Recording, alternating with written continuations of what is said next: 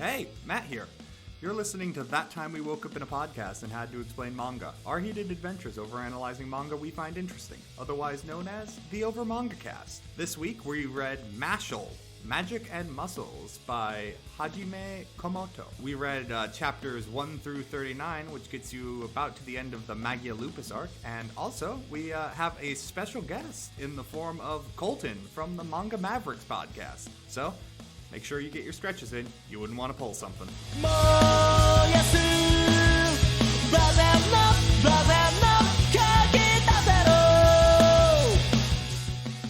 Hey, welcome back to the OverMangaCast. I'm Matt, and got Jay here. Sam and Jacob are gone this week. They accidentally wound up uncovering a mafia operation and were force-fed a drug that turned them into children. Now they are single-handedly solving mysteries in order to get their adult bodies back. They'll be back next week or whatever, I don't know. Fortunately, we have managed to replace them for the time being. We have an excellent guest in the form of Colton, host of Manga Mavericks, also host of Another Day, Another Adventure, a Dragon Ball podcast. Also, co-host of One Podcast Prevails. Also, co-host of Just a Gintama podcast. A lot of podcasts. Colton, tell us a little bit about yourself. I sure will. As you've just mentioned, I am involved in a lot of podcasts, so many that I had to start up my own personal blog and dedicate an entire page to all the stuff I've done. And yeah, I'm really excited to be here. I love talking about manga in general, and I'm really excited to be talking about this title in particular. This week we read Mashle, Magic and Muscles, and like we normally like to do around this part of the episode, we like to go around the horn, ask everyone their familiarity with the series. Colton, what's your familiarity with Mashle? I basically started this as soon as it began running in Jump. On Manga Mavericks, we like to make time to talk about whatever simulpubs we can like make time for, especially the Shonen Jump stuff. And I know we talked about the first chapter of this. I don't remember exactly what I said on that particular episode, but if I had to make a guess, if I had to like reach deep back into my memory banks, talking about this 2 years ago at this point, it's already almost that old. I'm pretty sure I liked it just fine. I remember thinking the first chapter was interesting, and I'm sure we'll get to it in a bit, but there are definitely some real funny moments in the first chapter that had my sides bursting. It was great. I think I liked it just fine in the beginning, but like the more I kept up with it, the more I'm like, okay, this is actually some good shit. I'm like, I really enjoyed it. Cool. Matt here. So I think I started reading Mashle at one point when I got my Shonen Jump subscription, and I think I dropped it for something else at one point. I want to say probably Red Hood, but I can't remember. I know I had the first 5 chapters read when I read it for our reading here, so I had read those previously. Everything else is new for me. Finally, Jay, what is your experience with Mashle? So I'll go out there and say I had never heard of Mashle at all, and honestly, if it were not recommended, I probably would not pick it up for a variety of reasons, though obviously I'm glad I did. Fair. Colton, you mentioned the first chapter, which is really where we start our journey. We got our boy Mash. Like, let's get the setting out of the way, I guess is probably the easiest way, because the first chapter does a lot of, like, side world building. It's basically Harry Potter, kind of? I think that's exactly what it's going for. Like when I originally first started reading this series, the fact that Mash is supposed to be this character who basically lives in a world full of people who can use magic, but the gimmick is, you know, he can't use magic, so he has to like compensate by basically being the strongest bodybuilder in this world. I did get very strong like Black Clover vibes from this, because Black Clover kind of has that same conceit. But the more you read through it, and like I guess the further you get into the story, and like the more we learn about this world, the way I like to describe Mashle is basically, what if Harry Potter was more like One Punch? That's my like one sentence like hypothetical pitch. I think it describes the series pretty well, personally. That's pretty on brand, because essentially what we get is a world where people have magical talent that is displayed as visible marks on their face, which is like it's typically like a line drawn from their eye. It gets revealed later on that if you have more, you're more powerful or talented or whatever. Or the curse. Mash has no marks on his face because he's got no magic powers. but he is the embodiment of that meme about playing a punch wizard in D&D. Yep. They made it happen, folks. Congratulations. I want to be a wizard. I cast punch. So basically, we got Mash living out in the country with his adoptive father, Regro, because he is Mash Burnedead, son of Regro Burnedead. And I love how Western these names are. Well, it have to be. I mean, if we're doing like Magic Hogwarts, it has to be like Western. I know, but they're like aggressively Western. And admittedly, Mash is probably not the worst offender, but like Regro is a name. And one of my favorite characters is literally like Lemon Linda or something. Like, the girl's name is just Lemon. Basically, they took a name generator of like random English words, and this is what you get, guys. It's not just for D&D. See, like I thought it was like the inverse of when you were like on DeviantArt and you're like, oh yeah, this is my OC from Japan, Mikara, and it's just like that's not a Japanese name. You've just smashed syllables together. But like the Western version. Yeah, absolutely. I think my favorite is the guy that eventually gets told about Mash because he eventually like goes in the town to buy cream puffs and everybody's like gossiping about him because he doesn't have any lines on his face. Mm-hmm. That guy being Brad Coleman, I think that's his name. It's Brad Coleman. Sounds like a legit name too. Sounds like a cop's name. Like he's just or someone had a friend. Just like legitimately. What was the name of the foreign exchange student I knew vaguely? Brad Coleman. Guess we'll just have like John Johnson or something. So he goes into town. My boy Mash, not a smart man. I think he's a genius, actually. He's a visionary. You know what? I'll dive down this power scaling rabbit hole. What are the feats that show how smart he is? The fact that he's able to really focus on his one objective and not let anything faze him. Well, I asked for the explanation, I suppose. You did. No, actually, one of my favorite early moments, just kind of rereading through the first chapter, is when he goes in the town and he sees like all the people at like their own shops, like you got like the crepe guy making crepes with magic, and like the guy filling his beer mugs using magic, and I think a shoe polisher using like magic to like polish people's shoes. What I like about Mash is that like he is kind of dense, like he calls it like he sees them. You know, he's exactly. There are a lot of times where he's literally just like, guys, you don't have to use magic for this. Like, why can't you just do this on your own? It just seems kind of unnecessary, you know? Blasphemy! Magic is everything.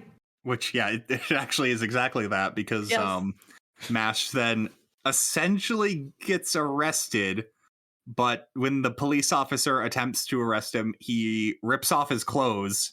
Mash rips off the police officer's clothes. Kind of reminds me of that bit from Part 4 of JoJo where Yoshikage Kira's out at a diner and his hand gets pulled down because of the stand fight going on. He accidentally rips off that waiter's clothing. Mash kind of rips off this policeman's uniform kind of the same way.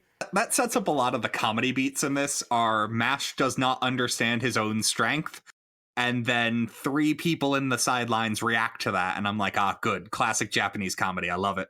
Absurd things happened. People react to absurd things with absurd reaction faces, and I love it. I actually really love the reaction faces in this because they do like a weird, like they shrink the eyes, nose, and mouth like progressively smaller the more they're like just reacting to how shocked they are. I know we're kind of jumping ahead, but I think my favorite moment in this first chapter is when Brad Coleman eventually like finds Mash and his dad, and he basically tries to make his dad like give up Mash, and eventually Mash comes in to save the day, and Brad Coleman just sends in this like big energy ball where the cop's like, oh, he used that to like beat a dragon or whatever, and then as soon as he sends it over to Mash just kind of goes, just kind of like boops it down, and they do this joke twice, and it's funny both times, and I love the way, like you were saying, when when that happens, like Brad Coleman's face in particular gets all like really tiny, like it's almost kind of like a meme comic or something. It's really great. And that's the entirety of this fight, where he's just like, "You're not taking my father. Also, I'm just going to beat you up because I'm insanely strong." Brad Coleman. The fact the character's name is Brad Coleman will never not be funny to me. But like, his entire thing is, yes, this is my next ultimate attack, and then Mash like swats it, volleyball, like nothing. And at some point, Brad Coleman just becomes aware that he's in a gag manga, and he's like, "Hold on, there's only one way I'm getting out of this. You need to become a divine visionary at Easton Academy for Magic." And everyone's just like, "That's such an incredibly stupid plan. He doesn't know anything about magic. Wouldn't the school just kick him out immediately?" "Yeah, but he's gonna be arrested if he doesn't." And they're like, "Well, okay." I mean, yeah, like what other choice does he have? Like Brad literally brings up like Mash is really strong, but like there's gonna be a point where like, you know, he's gonna have to give up eventually. Like he can't just go around protecting his dad from like these thugs forever. Like he's gonna give eventually. Mm-hmm. So yeah, we end the first chapter with Mash going like, "Well, I'm just gonna go take on Easton Academy with my fist." And then we get possibly the best done art in this of the picture of Easton Academy as like some looming fortress on the hill with Mash's like finger extended in like graphic detail. It is really great. This is around the point where I noticed, and I think I noticed it. It took me a bit to like to kind of figure out like, oh, this is just Shonen Jump Harry Potter, in the best way possible. But literally every chapter title is kind of like worded like it could be just its own Harry Potter book, because chapter 2 in particular is just called like Mash, Burnedead, and the Mysterious Maze, so and the yada yada yada yada. Like it's literally just every title of the chapter is literally just like, what if this were a Harry Potter book? Oh man, I didn't notice the chapter title. I had always just noticed that the art on them is always like that kind of oil watercolory thing that they use on the Harry Potter books, with Mash just shoved onto the front of it. Oh, but yeah, it's even like Magic Publishing. Jeez. For like the next good chunk of chapters, this is just a parody of shonens for the most part. It seems like these days most things are parodies of shonens. There's like one or two really good shonens, and then there's a bunch of parodies. Well, I mean, like, that's kind of been a consistent thing, like, though, because Dragon Ball started as a parody of shonens. Yeah, I mean, speaking about, you know, One Punch Man earlier, I'm not sure if I feel the same way about this as I do One Punch Man in this particular way, because something I noticed about One Punch Man, and I still love it regardless, but it is kind of hard to ignore the fact that like One Punch Man in particular started off as like a parody of like you know, superhero shonen manga, what have you, and then eventually it just gets to the point where it's like it just kind of becomes the thing it's parodying, which personally I don't have a problem with, because I still think it's good. But I know a lot of people where that's kind of like turned them off of the comic and, you know, how the story in it is kind of going right now. And I'm not sure if I necessarily feel the same way about Mashle in that case. Like, I don't want to just say like, oh, Mashle was just supposed to be like a comedy, and then like it became like an action manga so that like people would like it more or whatever. I really want to believe that like eventually a lot of the stuff that we're gonna see in like this first arc was gonna be introduced eventually, but I guess who's to say, really? Yeah, I got some things to say on that when we get to the point it happens, but like this first couple of chapters at the very least is like, hey, here's the exam arc for getting into the shonen high school kind of thing. Like, it's literally just comedy beats of like, yes, this is the impossible test where the words just go around and only the smartest can be allowed in, and then Mash just threatens the paper to stay still. Yeah. Not moving! Which, now that I think of it, I think is also a comedy beat in Naru, Way of the Martial Artist or whatever. I think I remember that, yeah. They also have a paper exam that's actually really easy. They're just distracted by something else. My favorite beat in this sort of like exam portion of the story is, it's like a very little thing, but there is a panel of him kind of like sort of montaging through like a lot of the exam. And there's a bit where like you could see that it looks like, oh, Mash is like lifting a rock with his wand, but like it's like an optical illusion. You see like behind the rock, he just has his thumb like stuck in the rock and he's literally lifting it with his thumb. Yep. Which I thought was pretty good. I mean, say what you want. I would call that a form of magic. I'm not gonna say it isn't, but it's just so many of his feats defy all logic and just physics. It has to be some form of magic. We'll get there. Yeah, like the main part of this chapter though, when the I guess supposed titular inescapable maze, they have to go through a labyrinth, which Mash has absolutely no problem until Lemon Irvine is her name. That's right. Oh god, I love the fact someone's name is Lemon, and I will never back off of that. I came up with the nickname Lemon Square. Got to keep the dessert trends going. That does seem. Or lemon bars. Ooh. I like that. Yeah, I like that. Yeah, I mean, but Mash is strictly a cream puff kind of guy. Like, I know, and that's what I keep on saying about Lemon. Strictly cream puffs. But essentially what happens is Lemon plays damsel in distress in the maze, essentially goes like, no, you've got to help me. And he's just like, well, okay, as long as you don't slow me down. And then she proceeds starts to slow him down. Actively slowing him down. And he goes like, hold on a second. I'm kind of dense, but I think something's up here. And she's just like, no. The evil test taker we're kind of skipping over because he really the blatantly evil test taker. There's no way this guy is not evil. Claude Lucy is his name, but he gets forgotten about by the end of this arc. Is like just he's like a Professor Snape kind of character. He's just like, oh yes, Mash, I do hate you, boy.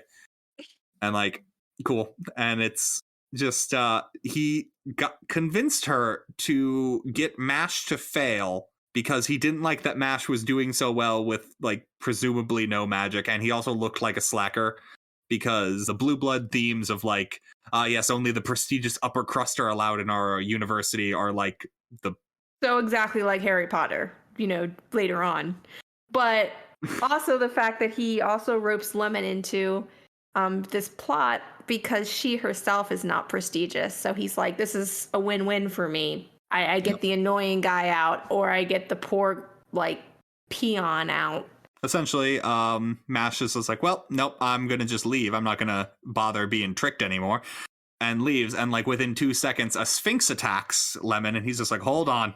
And it does that, like, traditional Sphinx riddle of, like, what is a creature that wakes up, or at the beginning of the day walks on 4 legs, middle of the day walks on 2, end of the day walks on 3.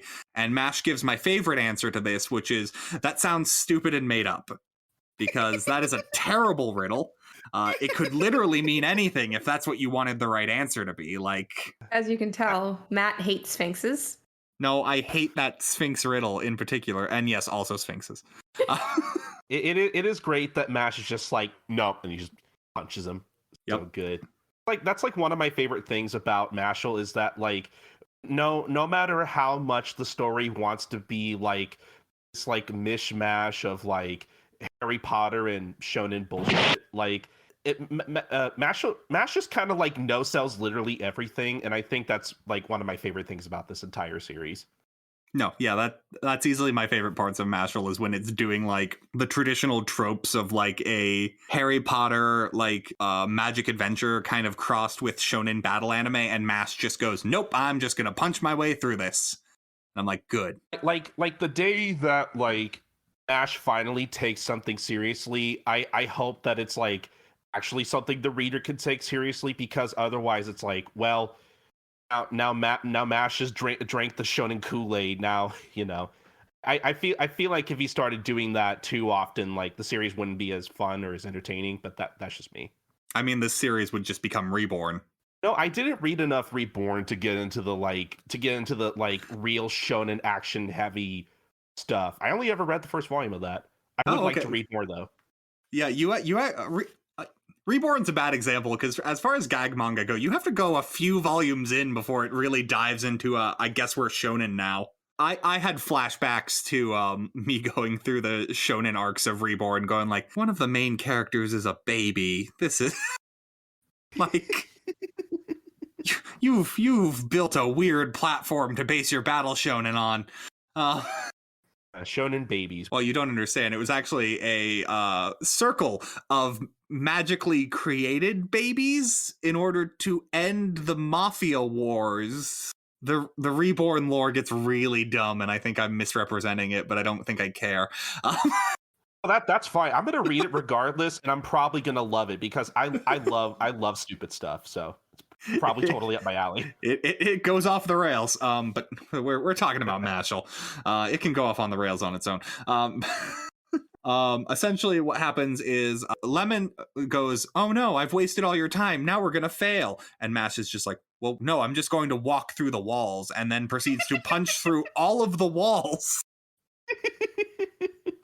I mean, I respect it. No, it's a good play. I'm wondering why he didn't do that to begin with, or maybe just jump over the wall, because Mash makes an honest attempt of solving the maze. Honestly, if I were Mash, like I would probably like at least try to go through the maze. But if I was really running out of time, I'd like, oh, and then just go through all the shrubbery. I think it's stone walls actually, but well, then in that case, I probably wouldn't win. But I would try. I see. You also follow the corn maze etiquette of if I can run through these when they don't see. So anyway, this is the final straw where Claude Lucy just kind of goes like, okay, no, this is ridiculous. We're expelling that kid. He's clearly doing something weird. And also the entire crowd kind of turns against him at this point, and they're like, yeah, expel him. Yeah, I say we let him go. And they're like, no, because essentially it then quickly gets out of hand as he is immediately like teleported to the headmaster's office, where we get whose name is, or I should say last name is Wahlberg, which is pretty great. Yeah. The wiki did not have his first name, so until I see anything else to the contrary, I'm assuming his first name is Mark. It probably is. I'm just going to assume it is. He's actually probably going to be played by Mark Wahlberg in the movie. That would be really amazing. If that doesn't happen, this entire series was a waste. Headmaster Wahlberg is not he is not book Dumbledore. He is movie Dumbledore because he has no chill. He goes from 0 to I have cast the most powerful spell in this entire country, where I have put in this doll the soul of the person you care about most, and their soul will not only be killed, it will be erased from existence. What will you do with this impossible scenario? And Mash is just like, well, no, I'm a stop that. And grabs the needle this thing is the size of like a 2-story building. Like, it is extra. It's also being cranked by like a shadow demon with like multiple mouths. Yeah, that's Mashle's other claim to fame, is when wizards cast their like high level spells, they also randomly summon like demons that do the effect in the background. But so Mash kind of does a very like well-formed like squat and is holding the needle up with his bare hands, and it's like piercing him and bleeding. It's like, what? No, you can't block me. I'm in, like, this is unstoppable. And he's just like, yeah, but like, you're just a person. You can't keep this going forever. This looks really like extravagant. I just gotta outlast you. And then like, not Dumbledore is just like, haha, you passed my test. Don't worry, I wasn't actually going to hurt you. That was a test. And then we cut to Regrow actually had his soul stolen because he's been watching the events from like behind a fake shrub. Not conspicuous whatsoever. Yep. And like he had passed out, and it's like, no, he was actually going to permanently erase his soul. And then he just goes like, hey, well, what were you going to do if it actually had gone through? And Mash is like, well, I just would have beat the snot out of you. And he's like, oh, well. Like your moxie, kid. I also disagree with what this with what the Bureau of Magic is doing. He is so Dumbledore, it hurts. I also think society is rotting from the inside out. That's why I became the headmaster of the most prestigious school for presumably many years. of which the majority of the rot in the society is coming from the school. Maybe we shouldn't dig too deeply into this. I think this kind of falls apart. But I mean, they say in the manga that he only joined a few years ago. Oh, wow. Wow, man. I was not paying attention then. Good job. I was assuming he was Dumbledore with the Dumbledore Like, he's a problem. relatively, like, I want to say within like 5 or so years, new headmaster. Okay, that makes sense. Yep. I am misremembering. There's another scene with him, but there is the bit in between where Oh, there's multiple scenes with him where he has to, quote unquote, faux penalize him for breaking school policy, even though he's like, I tacitly agree with what you did, but I have to punish you somehow. So, yeah. But this is where we get our mini arc where Mash does the most Harry Potter things. Like he basically does the side plots for a single book in like the week he's here, because he gets assigned a dorm room with I was gonna say a Ron Weasley type, but it's not even that. It's this kid is. I could easily see him being just your run-of-the-mill student because we don't really get too much of his backstory. At least Yeah, Finn Ames is his name, and he definitely has like background character that accidentally got caught in the main character's wake energy. Like, yeah, like he like at first actively doesn't want anything to do with Mash. Mm-hmm. Which I don't blame him for. He's kind of bad news if you don't really understand what he's about. Mm-hmm. I mean, one of the first things that Mash, says to Ames or to Finn, when he's like he introduces himself and then introduces him to all of his muscles. They all have names. Yep. Yeah, Also, it's like red flag. This is not someone you want to hang out with. See, I thought the red flag would be he also notes Mash is like exceptionally quick at stripping, because like mid-sentence he was already down to his like weird onesie he wears. I mean, like, it depends on what you're into. It's essentially like a t-shirt and shorts. Like they're pants, aren't they? Like it's a full like spandex. I mean, we say strip, but it's not like strip. It's just kind of like, it's still unnerving. But, it's not like locker room, just like stripped down, completely nude. Mm-hmm. I guess it must be heat wicking. I'm wondering like if it's some kind of Under Armour type, heat wicking material or something, because I'm wondering wearing a full uniform if he would overheat. It's definitely like a workout suit. Like it's. I just thought it was like a really tight fitting like turtleneck. I'm just saying, we know he reads like sports magazines and like workout magazines. He probably has like some kind of deal with Under Armour or the equivalent in this universe. It would probably just be called Under Armour. But we get the running theme in Mashle in that the upper classes in society are inherent in drain and must be taken down. As we get basically Draco Malfoy. Like, it's totally Draco Malfoy. Yeah, like it is some rich kid who bullies everyone else through like tacit agreement. It's like, oh yeah, well I think we're gonna be great friends. Hey, could you take care of that for me? And like he's used to getting what he wants by like implied threats. Like, oh, you don't know how powerful I am. I can make your life miserable.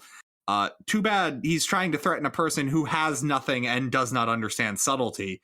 Because at one point he says, Mash was like, oh, hey, yeah, maybe we should talk later today. And Mash completely forgets to make cream puffs. Like, oh, am I forgetting something? Back to my cream puffs. I want to make cream puffs. One of my favorite little moments is I think it's around the first time Mash runs into Lloyd Cavill, who Mash hears as Royd Castle. And yes. I love that.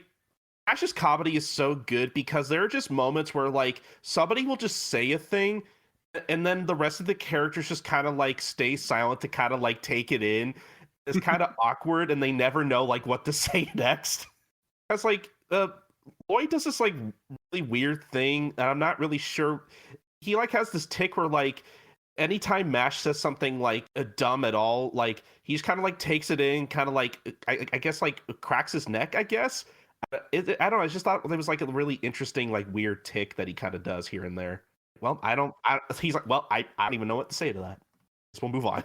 Yeah, he does that like weird kind of bite your lip kind of like, I'm still trying to maintain composure, but this guy is really stupid. Like I'm trying to do a serious thing here, but this is all the tension is broken.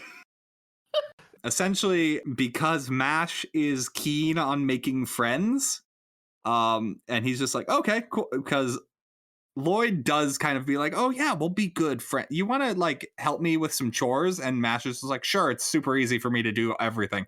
Why would I not help people when I can? And he kind of gets like he's getting bullied, but Mash does not understand that. Lloyd basically just uses him as like a gopher. Yeah, like, except Mash doesn't mind at all because it's literally no effort for him, and also doesn't care. So it's like, okay. He kind of sees it as like, oh, I'm doing my friend a favor. Yeah.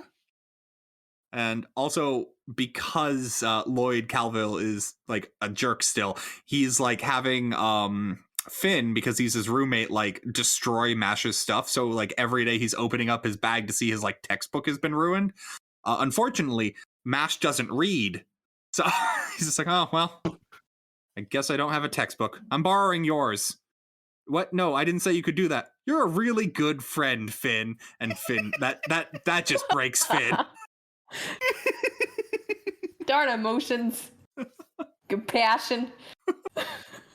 And that prompts Finn to stand up to himself as Lloyd Calville is using his ties to manipulate, because Lloyd has like his father is in the Bureau of Magic, right? Or yeah, like everyone has a relative that's in the Bureau of Magic, and that's why they're allowed to get away with anything, because a slight against, them, the child, is a slight against the Bureau, and we all know that the Bureau can order anyone to be expelled. Yeah, and like that's cool, and that's like a lot of pressure he has on Finn, and I think it's probably more Finn's personality and anything is why he immediately buckles. But like we get a revelation about Finn's family at like near the end of our reading. I'm like, hold on, wait. Why was this that impactful to you? But whatever. I guess that's true, but we'll talk about that more later. Yeah. Like it makes sense this part in the reading why he would go along with it, because he's like, oh, you know what? He's Cyrus Truesdale from Yu-Gi-Oh! GX. Oh my gosh. No, yes. I can see it. That's I could see that actually. That is 100%. And then he's got this cool dueling friend who's kind of dumb. Oh my god, this is just Yu-Gi-Oh! GX. Just comes in and he's like, I forget what Cyrus sounds like. Hey, Mash, it's me, Finn Ames. I don't remember what Cyrus sounded like. Cyrus has a bad Yu-Gi impression, because most of Yu-Gi-Oh! GX was bad impressions. And yet I kept watching for some reason. Look, as I guess the only one in the call who like unironically liked Yu-Gi-Oh! GX, even I kind of have to like agree a little bit. Oh, no. In our Yu-Gi-Oh! Episode, I make Jacob irrevotably mad because I say I prefer Yu-Gi-Oh! GX to the original Yu-Gi-Oh! Okay, well, I can understand why that would trigger someone. I can understand why that would make me become the Joker, actually, yeah. Oh, man. Look, Yu-Gi-Oh! GX knew what it was. And then wrote with it. It was great. But, That's fair, but I what I like about the original Yu-Gi-Oh! Is that, like, it was basically, the whole series was just an excuse for Kazuki Takahashi to be like, hey, look at all the cool games I'm into. And then when he finally found a game that, everybody really wanted to play but didn't exist, and he kind of went with it, like, that's fine. I respect it. You got to make that money. Yeah, and then Yu-Gi-Oh! GX is just about making that money. And I'm like, good. I want Pegasus to have his own... Wait, no. I want Seto Kaiba to have his own school. I want Pegasus to still be alive somewhere. I forget what he is in Yu-Gi-Oh! GX, but it's weird. Why are we talking so much about Yu-Gi-Oh! GX? I'm sorry. I should have warned you guys. If you start talking about Yu-Gi-Oh!, I'm in no way going to stop it. Oh, no. Hey, Colton, remind me to have you on if we ever do another Yu-Gi-Oh! Episode. We should get back to Mash, though. Yeah. Where? Finn Ames is Cyrus Truesdale. But, so... This is confirmed. Yep. I am going to edit all the panels so it only shows the manga version of he is confronting Lloyd Calville, and essentially you get every bully scene ever where it's just like, hey, punk, don't you think you can stand up to me? And then Mash just goes like, no, I'm just going to punch you. And then he punches him. Real good. The vice president or the vice headmaster sees this happen. And at first I want to be upset because obviously it's revealed that essentially, they're working together to try to get Mash expelled. But in his position, he probably should still say something. He did witness a student beat down another student. Also, Mash isn't sorry he beat down another student. His response is, well, I guess I need to keep punching people until there are no witnesses. I know. He literally starts to like bury this dude. Yeah. Yes. That was like glorious. I'm just gonna bury you. What? No, that will kill me. You can't talk if you're buried. Okay. Oh man. No chill. And that is when we get one of our famous scenes with Headmaster Wahlberg, who just goes like, so what was that about? And Mash was just like, well, I punched him and then tried to bury the vice principal. Why'd you do that? Because they were bad people. Yep. And then Marky Mark and the Funky Bunch just goes, well, Mash, don't worry. I knew they were bad people, and I've been trying to filter out that corruption from the inside, and you've done my job for me. So I'm only going to give you a slap on the wrist punishment. By the way, do you want to have a MacGuffin explained to you in some form of long explanation? Too bad, I'm going to do it anyway. How do you become a divine visionary, that thing you're here to do? Well, you need to have the most number of golden coins. You can also get silver and bronze coins. Don't worry about bronze coins. They're literally never mentioned again after this explanation. And Mash has fallen asleep during this explanation. I'm like, good. That's how I love. that is the most like. Stop projecting that. That is the most. That is the most me, is when a shonen decides I'm going to have multiple panels of explanation. I'm like, oh, okay, I'll figure it out. God help Mash if he ever starts to read Hunter x Hunter. I know. Did you want to know everything about how Greed Island worked? Yes, but did you want 7 pages to explain to you about how these cards work that'll never get used again? I love Togashi so much. Hunter x Hunter is really good, but that is definitely a weakness of it.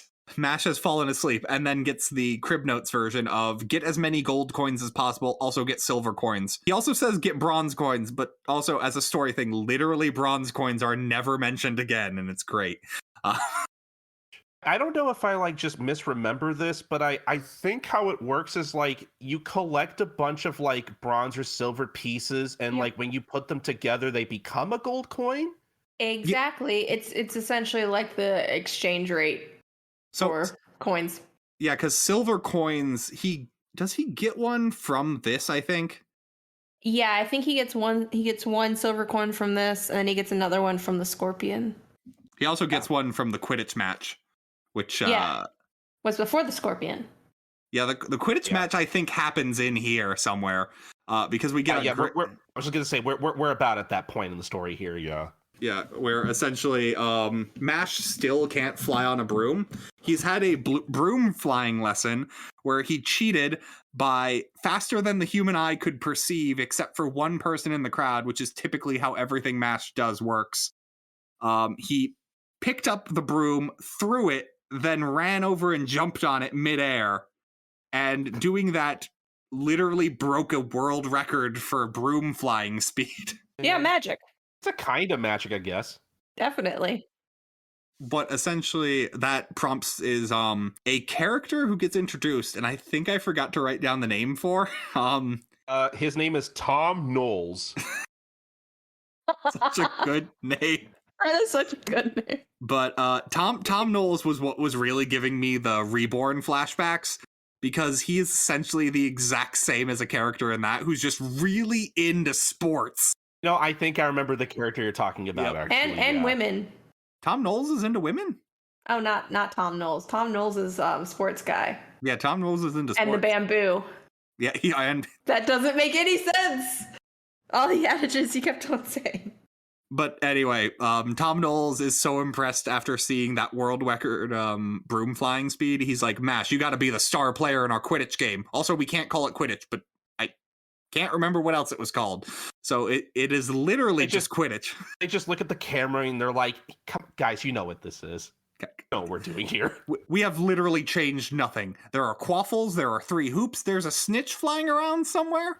But like, essentially, the game is in the 3rd quarter. Mash is standing on the bottom of the field because he cannot fly. He is on a broom.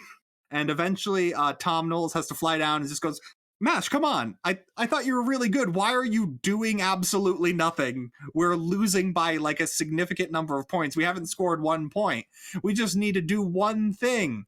And Mash is just like, you know what? I can't let anyone down. And then proceeds to do a squat, jumps up into the air, and then the scene that happens, he proceeds to keep himself in the air by kicking super hard. And that's a really funny scene. If this ever tries to go the serious shonen route, I'm always going to have in the back of my head that Mash can canonically fly by kicking his legs hard enough. Oh, well, it gets better because, like, he takes the, like, ball thing, shoots it through the hoop, and then just, like, shoots it so hard that he makes it go all around the field and keeps scoring millions and millions of points. Like, yeah, someone in the thing comments just like, his incredible finger muscles are, like, putting such a curve on it that it comes back to where he's standing. And what he does is he scores as many points as the scoreboard can hold. So they get to 999 points and he scores the final point. And because the scoreboard can't go any higher, they are declared the winners within like 30 seconds of him doing this. Don't want to give too much away, but I will say if you liked Mash staying in the air on his broom by kicking, is more of that happens later, and it is pretty amazing.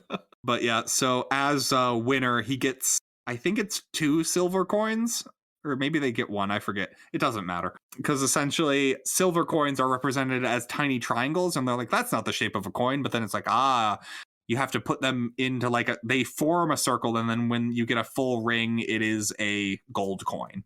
Which, I think it's shortly after this, because he has the gold coin, he is hanging out with his friends, which is Finn Ames and Lemon Irvine is there, although she's not in a lot of this. She appears for this scene, which I thought was a little weird because I had forgotten she was in here. Okay, so one part that we've neglected to really emphasize is that after Mash saves Lemon, he apparently gives her the impression that he will both physically and emotionally protect her, and she interprets that as a marriage proposal. Yeah, basically. So she's saying, I don't want to burden you emotionally, but he takes that to mean, will you burden me physically? And he's just like, well, no, obviously, you look super light. And she's just like, oh, he agreed to marry me? And then that's her whole character is... Yeah, so the point of this is to say the reason she's around is because obviously she's now fully his fangirl and is just there. Yeah. I mean, but that is how she is treated. She is there for the scene because they're engaged. Everyone knows this. Yeah, and my man Lance Crown needed to take magic hostages in his little genie bottle. Yep. Because they are studying for a test Mash is almost certainly going to fail.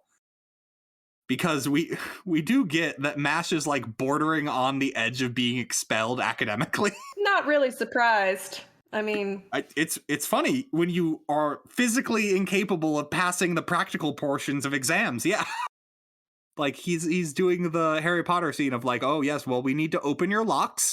Open your lock with magic. And he rips the lock in half and the teacher's like, that's obviously not what I meant. But we get our silver-headed he's particularly a bad boy because he has 2 lines down his face, which makes him both symmetrical and also more powerful. Mm-hmm. I I think he's also the same character we got like a news broadcast for in the first chapter. That was a different character. Oh, it was? Oh, never mind then. He is not important. No, no, and they go out into the field because Easton Academy has a rule that there is no fighting between students unless you want to bet coins on it. And I'm like, that's a weird rule, Easton, but cool. Technicalities. It's less of a technicality. That's more how the system is designed, but... I'll bet you 2 silver coins that I can't beat the shit out of you and kill you. Yeah, yes, that is literally how everyone treats the duel. What they do is they go out to a field because he has the people in a jar. He essentially... We also hit the other loving trend of Mashle, where in the middle of a fight, the border will go black and we will get the antagonist's entire backstory. And I'm like, cool, I can get behind this. Lance Crowns is it's a weird mix. He is immediately accused of being a pedo because he carries a locket of a young girl around his neck who is later revealed to be his lovely sister. And you're like, oh, that's normal. And then Lance makes it entirely not normal. I do love how the scene plays out where like Lance is like, no, you don't get it. That's my sister. And Mash is literally like, makes it better? You're not really helping your case out, bud. That's worse. you know that's worse, right? But essentially Lance's whole thing is he's gifted and from a blue blood family. And his whole thing is he's like, even amongst his family, like a star peer. And is just naturally talented with magic and would have been on track to become like everyone else, except his sister came down with a magic disease that is slowly eating away her magic, and then at some point she will lose her mark and be unable to cast magic. And when that happens, her family is going to have to give her up to the Bureau where she will be executed, I think. They don't explicitly say it. Don't they say that she'll be imprisoned? You're right. I think they are imprisoned. The first chapter makes it seem like they're... I thought it was always executed, but then we get a character later on who's just like, I think we're too lenient on the unmagicked. I would kill them. And I'm like, I thought that was already the case, but clearly I misread some point. But it's... They'll be taken out, erased from the picture somehow. Yeah, it's essentially the same thing from a narrative point of view. So he's just like, well, my family's just going to give up on her. I know if I become a divine visionary, I can change the world. And so he's further motivated. He's going to be like, well, I'm going to make it so my sister doesn't get put in jail. And Mash hears that and is just like, well, yep. And at this point, Lance has dropped the bottle holding his friends off the side of the cliff. And Mash is just like, well, I'm going to use some muscle magic. He like disappears in a puff of smoke. He has the bottle. But he also goes, I know this was a decoy bottle. You wouldn't have dropped the real thing. and then he just grabs it. Yeah. And then he just grabs it from him anyway. It's just like, so you grabbed both bottles, Mash. Good job. And then they're both like, well, I guess we're best friends now. And then Lance is like, we are not best friends. I like that Mash literally just did the whole like, want to see me run to that mountain and back? See if you do it again. Mash has now made some actual friends. There's a great scene where Finn and Mash are trying to do their potions homework, and Lance, because he's good at everything, comes in with a mandrake and she's like, well, you got to stop the mandrake from crying. And Mash does that by threatening it, and surprise, it does not work. He finally just knocks it unconscious. And my favorite joke in this entire thing is then, because they have the mandrake, is like, now that you have the mandrake, you can turn it into basically any potion. Watch, you just do these simple steps like here. And then Mash is like, you do these simple steps like this, and then he has made a cream puff out of the mandrake, and everyone is confused. And Lance is like, well, no, Mash is an idiot. Maybe he wasn't paying attention.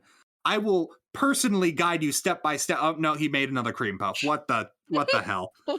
He literally helped him and watched him make the thing they were trying to make, and they still make a cream puff. Which I don't know if you guys know this, but fun fact about the author Hajime Kōmoto, he has mentioned in an omake page in the first volume that as a grade schooler was a fan of Bobobo and Gintama, which man of culture, I see. Yes. Keeping that in mind, I couldn't help but think, because I'm pretty sure this whole like gag here, I'm pretty sure I have just seen in a Gintama episode, so I wouldn't be surprised if he just took this gag wholesale. That also, like, that entire gag is like beat for beat like what I would expect from a Bobo read too. Like, there's literally an episode of Gintama where like Gin, Shinpachi, and Kagura have to like help Hasegawa run like a sushi bar or whatever, and they try their hand at making sushi. And there's a bit where Gin's like, okay, I just have to do this and this and this, and I made a parfait. And yeah, it's basically just a variation of that joke. That's a good joke. I really enjoyed it. But we get that little moment of team building before they go into the next mission, which is essentially everyone going like, hey, we need to up how many silver coins you're getting because we made that number way too big. So we're going into the forest to hunt scorpions that have coins embedded in their foreheads. What? How is this magic training for first years? This is what we're doing. Asking questions. Just do it. This is school. Shouldn't we be asking questions? No. Not at this school. You think you go to school to ask questions? You go to school to learn? No, you go to school to survive and be the best. Not when your school is essentially some kind of Randian, like, pseudo-fascist, upper-class propelling narrative. Can you imagine if they tried to teach critical race theory at this school? You mean what they're already teaching? But, like, in reverse? They are teaching the opposite of it, yes. Like, the whole thing would just implode. Anyway, we get introduced to Dot.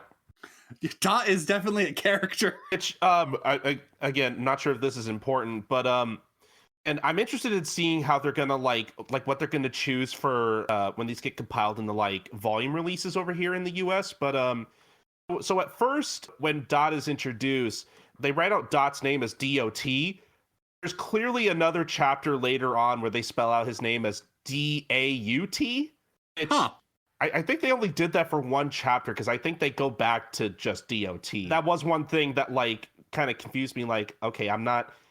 You gotta pick one, guys. I'm really interested in seeing what they're gonna stick with. That's a fun guy. He's got red hair, and because of that, he yells at people that he's the main character. He's got strong American character energy. He immediately pushes himself into the scene. He demands to be the center of attention. All of his magic is named after guns. He's Bandit Keith. You're not wrong. Except he's a lot more incel-y. Yes. I mean, yeah. And into women. This is the character I was thinking of earlier. I think Bandit Keith was into women. I'm not. Oh, no, I see what you mean now. I like how eventually, like, he just goes on this whole rant, and then nobody's paying attention to him, and he's basically like, listen to me rant. The fact that he hates like pretty boys because how dare they be attractive and get all the women, and you know there's equal representation, but I have no women. Everyone knows women are a commodity that you need to divvy out equally. Yes. Where is my woman? Look, I know there's a weird gender ratio. We only have half as many girls, so we just need to cut all the girls in half. True owners would not want. Oh, jeez. Dot definitely spends a lot of time on Reddit. I was gonna say 4chan.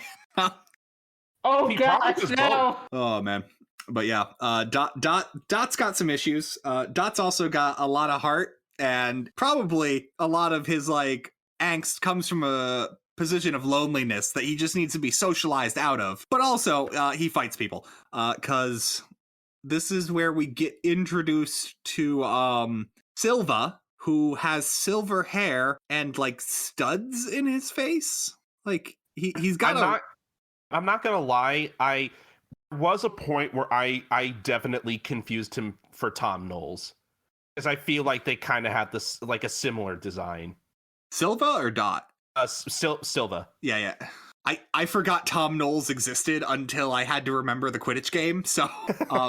But yeah, that's fair. Yeah, Silva's also got that weird personality of I've been held back because I've done too many serial murders, and I'm like, hold on, why is this kid in a school at all? Because he has great magic. Yeah, that's all that matters.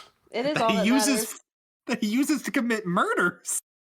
I'm just saying there's obviously a faction within the Bureau that wants to endorse this too. So Well, you know what? We actually do get a character who says, "My daddy lets me commit all the murders I want." so yeah. Maybe I'm the one who's wrong. But yeah, so we get introduced to a girl character who I'm going to be honest, I checked the wiki and I double checked the reading. I could not find her name. Is it I Pigtails? don't think Pigtails is named. Oh. Is it her though? No. This is another girl. The one who has like love magic or whatever. Oh, I know. Yeah, I don't remember. She's too bland. Yeah. Her magic is I make guys fall in love with me. I don't know. This is where I got the one part. I'm like, so is every female character just going to? It is also yes. All women are traps, and also all women's personality are entirely formed around being in love with a man. Which we do get another character who isn't quite that, but her other side of her totally is, because she also references the fact that her daddy tells her that all men need to treat women as princesses. I was going to say she technically skirts guy because the other part of her personality is liking murder, so it's not much more of a personality. It's not great female character representation, but like I don't know, this character's whole thing is she tricks incel Dot into being like I have love magic that makes people fall in love with me, but this guy is totally so desperate I didn't need to cast a spell on him and he's already betraying people. Like, and then she tries to cast a spell on Mash, but Mash is just like, no, get away, I just want to find coins and eat cream puffs. And I'm like, yeah, Mash, there you go. But essentially what happens is she is teamed up with Silva to lure people to him so that he can beat them up and prove he's better and get their coins. The coins thing is totally secondary to he just needs to feel like he's the best. And he starts fighting Dot, and like this is the closest they get to having like an actual like this is a duel, not just a fight to death. It's like, well, we're gonna do like I punch you as hard as you can, and then you punch me as hard as I can, except with magic. And that would be really cool, except the two people's magic they have are Dot, who has explosion magic, and then Silva, it's metal shooting, right? He just makes metal pillars come up from the ground, basically. And it's like, they both are just like, wow, just getting hit with this, not great. And essentially Silva comes up with a thing of just like, well, if you can withstand 10 of my hits, then I'll let you go and we can all deal with this. And then Dot makes it through all 10, I think. But then obviously Silva doesn't keep his end of the bargain. And then Mash is just like, well, no, I'll keep his end of the bargain. And you think Mash is just fighting him, but he's like dodging everything and gets hit like twice. And then he stops and this goes, well, that's 2. You think you got 8 more in you? And the guy's just like, wait, hold on. We weren't seriously fighting. You were still doing the, oh no. And like, it's a good reveal. I really like this fight. And pretty good. It's very satisfying, cathartic to see Ash stand up for a new friend. Yeah. And like at some point a giant scorpion comes out of nowhere with a silver coin in his head. Mash one-shots it, and at some points gets that silver coin. He just eats it. Yep. Fine. Then he basically just like suplexes that other girl because he believes in equality. Yeah. Oh, I forgot that. Yeah, because she's just like, oh, well, I'm just going to give up now. And he's like, I believe in equality. Basically, like she was like in on the thing the whole time. Yeah. And like basically tricking Dot by giving him like crocodile tears, essentially. If there's anything I've learned from Mashle is that women can't be trusted ever.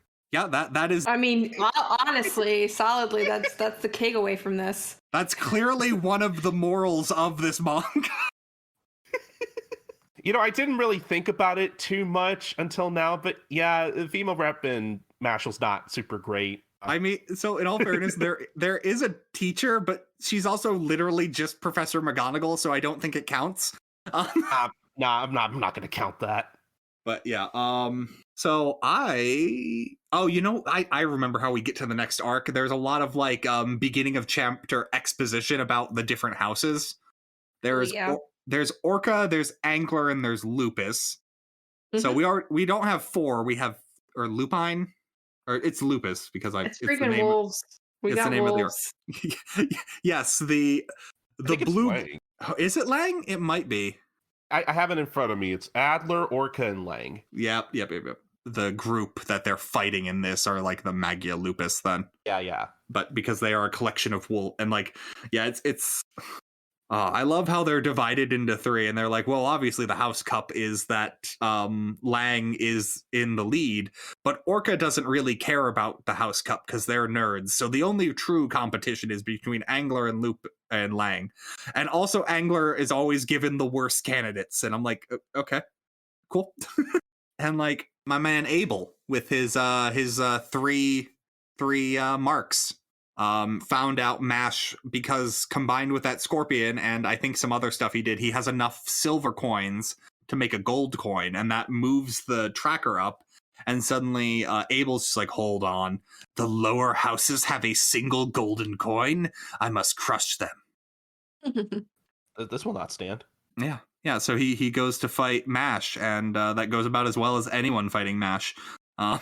It's more like Mash just kind of like stumbles into it by breaking another door. We get explained about Magia Lupus and them like trying to get enough coins and everything. Mm-hmm. And like I said, Mash kind of like stumbles upon them. This is the point where like with this being Mash's like first run with Abel, we basically get explained that like he has slightly more radical views on people without magic and people just at the bottom of the food chain in general.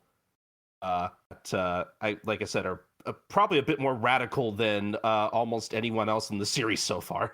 Yeah, he is the one I guess I misunderstood his quote to be the state of the world. It was like, no, people without magic should be executed. It's survival of the fittest. The strong eat the weak. He's all about keeping the system intact. You don't understand. If poor people wanted to be rich, they should just have been born rich.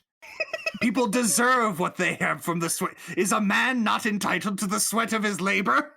Then I think we get into this I guess this first fight where like from that initial fight with Abel where he's like immediately like pushed off, they're like, okay, they're seriously coming after us now, we should watch our coins because they're gonna try and beat us up for them. So Mash and Lance just Mash actually gets punished for all the fights he's been starting, and he has been having to take care of the mandrakes.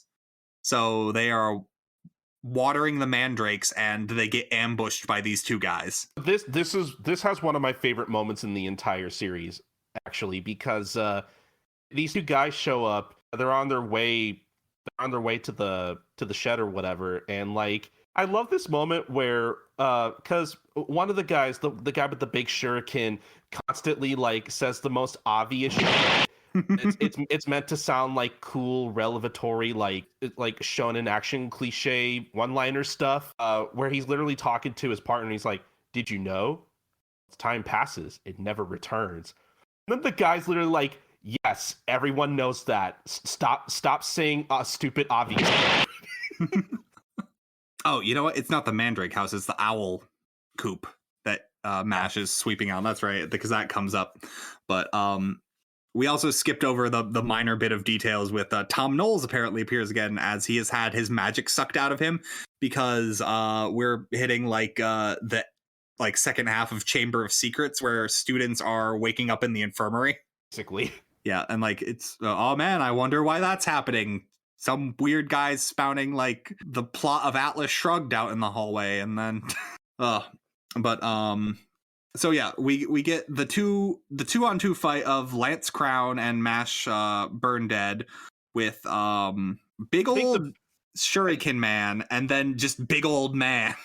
I think the big guy who like turns into a shark, by the way, I think his name is Olor or something, Mm-hmm. and I don't know if the Shuriken guy has a name. I think he's the 7th Fang is because they get introduced as like We are the Magia Lupus's 6th and 7th fangs. Man, a lot of people just don't get names in this. Important.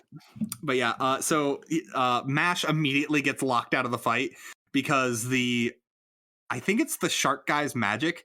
He can make the ground water, and Mash just sinks and gets out a single blub, blub, blub. I can't swim. And you're like, oh no, does Mash have a weakness? Well. And he learns how to swim. Yeah. And we get like a moderately serious shonen fight between Lance Crown and the big shuriken guy, except the big shuriken guy keeps doing his like, in a fight, there is always a winner and a loser. Yes. And he's like, oh god, his really obvious sounding bullshit is really breaking my concentration. I wish I didn't have to fight him. And the big thing is, Lance is constantly just like, I am strong enough to one-shot this guy, but there are very cute owls by his feet. I am waiting for the owls to move. I mean, fair. Yeah. Like, those owls don't deserve to be hurt. I don't think we mentioned at all that, like, Lance just has gravity powers. Yeah, he has the, like, I have the best magic powers. And they're hard to beat. Yeah, like, it's also about the point Lance comes in that they decide everyone has their own secret magic. And I'm like, okay. It's when it took it first steps away from this is Harry Potter to this is a Harry Potter themed battle shonen. So the fun part of this fight, because Lance literally attacks behind, sucks the owls away, and then just one-shots the guy who does not even get a name. Meanwhile, under the fake water, the dude Olare turns into a shark with his shark magic and gets torpedoed by Mash, who says, I learned how to swim. I'm like, cool. And he thanks him for helping him overcome his fear. Yes, thank you very much. He is a pure soul. I was afraid of swimming. Oh, man. I do like the page where, like, Mash starts swimming around him, and there's that panel with the guy's blank face where he goes, Hunter, become the hunter. Then he tries to turn into a bigger, creepier shark, and then he just gets one-shotted. Yeah. And then they're like, well, we got these two unconscious people. We can obviously interrogate them for information. And then creepy dude with a mask appears. A very lovely rendered shot of him looking creepy. Mm-hmm. Like, he is almost apparently drawn by a different person. Like, the intricate detail he appears because it's a comedy beat and everyone else is, like, sketches. And he's like, yes. And, like... That's how you know it's serious. It's got strong that, like, the first time Shigaraki shows up in My Hero Academia, like, it's that level of, like, I'm going all in on this single page. I was thinking the exact same thing, yeah. Yep. They are going to fight him. Lance can't use his magic. Mash tries to run up to him, but he apparently can teleport or something. They're not really sure. And he gets the people away and disappears. And they're like, who was that mysterious stranger? And we cut to, like, where he appears in the woods, and the guy is in the middle of taking off his mask and just goes, that person was just like me. You're like, ooh. What was going on here? That's definitely some mystery. And we basically kind of get to the point where, like, kind of get the team together. Mm-hmm. They all, like, kind of go out to go look for Magia Lupus. Yeah, because Lemon gets turned into a puppet zombie, which has been happening to everyone, kind of. And we get a real cute moment where she made a special cream puff for Mash. And just like, keep it safe. And Mash is just like, I love cream puffs. I'm like, I don't think he quite got your message here, Lemon, but you're working on it. One step at a time. There's a great bit where after she's turned into a puppet, all Doc can say is, she still looks good without any eyes. What's wrong with me? See, that's what I'm saying. He's got some friends now, and he's got that, like, additional layer of self-reflection. He realizes what he's done is super cringe. Yep. He's become a little more self-aware. And it's one step at a time. But yeah, they essentially are just led to the hideouts, like the secret door to the hideout Lemon just runs to, and they follow her, and then it's just like, oh no, this door is sealed with impenetrable magic. We could never possibly get. And then Mash just like cranks it open with a lever. The door is just like sent flying out of the out of the school. They walk down some steps to a giant arena, and we get like the first of Magia Lupus, who's just like, didn't you know? The entire underground of this school is secretly arenas that even the professors don't know about. Yeah. It's just like, what? Like, no, there's no way none of the teachers know about this. Yeah. Don't you understand? We're going to fight you 1v1. And for a shonen battle tournament. This is unapologetically a shonen battle tournament. Because the first fight we get is this dude is just called Worth's henchman. I don't believe it. Hopefully one day this wiki is updated. I think this one is actually like the first fight here is pretty cool because it does actually like require a little thought where it's like you know the henchman guy like uses like vine magic or basically poison ivy magic in Batman. And there's this cool bit where like Dot basically surrounds him with like his explosion spells or whatever. I think the thing is like he makes them think that they're like landmine types of spells or whatever. But eventually, they're actually just timed, so like they would have exploded on him anyway. I think the gimmick is they're like super charged and like they need time to go off. Like that's the trade-off there. So he's just like, haha, you don't understand. I needed you to stay in exactly that place. Yeah, so, he's basically tricking him to like stay in that spot because like he's making him think that they act like landmines. Like if you step on them, they'll explode. But they were going to explode anyway. Yeah, and it's actually got like my favorite part of Dot is his catchphrase is flipping the other person off and saying die twice, or in this case he goes die 8 times. Like I also like that he finishes off by going, yeah, that'll teach you to judge people for their looks. And I'm just like, literally what you were doing. That's literally what you do with almost everyone around you. Look, he has a little bit of self-awareness. I didn't say he's fully recovered. We also get an exposition bit where the Bureau of Magic's like president comes to the school and is just like, oh no, he has the Mark Wahlberg come to him and just like, hey, by the way, we've had an escape from the super magic prison. The prison guards were slaughtered. So someone broke out 6 of Death Row's most notorious inmates. And the person doing it was Innocent Zero. And I'm like, ooh, that sounds like a Western name. I love it. Definitely not Voldemort. Definitely not a code name. If that turns out to be a nickname, I will be immeasurably upset. That's just on their birth certificate, Innocent Zero. Yep. Essentially what happens is they won, and they are dissolved by the ground and immediately split up into separate rooms to go like full shonen battle tournament as we are having concurrent fights. They get like separated into separate rooms with Lance, Crown, Dot Barrett, Finn Ames, and Mash. Like basically, Mash gets his own fight.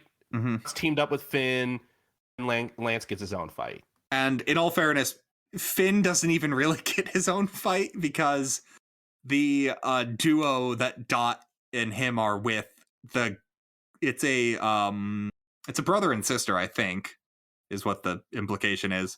The brother disappears for most of the fight because this is where we get Love, who is the daddy said I can murder any boy who doesn't adore me like a princess, and I'm like, good.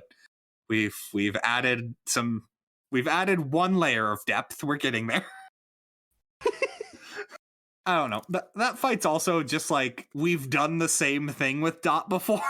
Yeah, it's not really anything like super different, I don't think. I mean, we do get a little backstory on him about like, you know, how basically he didn't really know what having friends was like because as an 8-year-old, someone was just like, hey, can I take your broom? Sure, thanks, bye.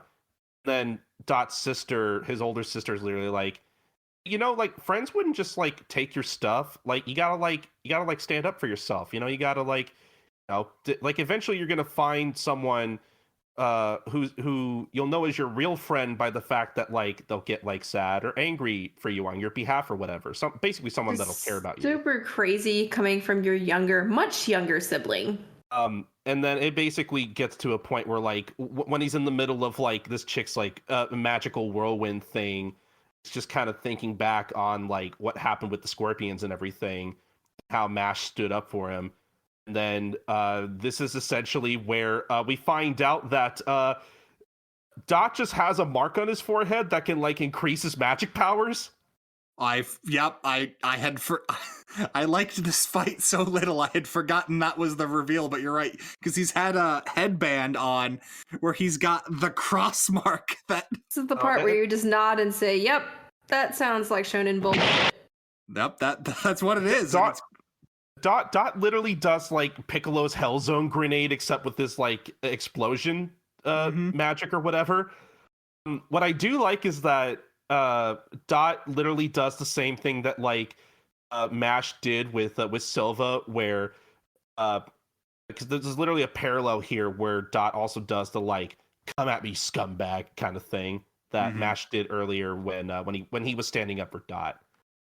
Like, oh man, parallels. Oh, you got him. Even though they're kind of simple, I still love him. He's learning. As far as the other fights go, we've got Lance versus Worth Maldi, I think? Maddle? I have no idea how you pronounce that. His name's Worth. That's all that matters. I wasn't really entirely sure either.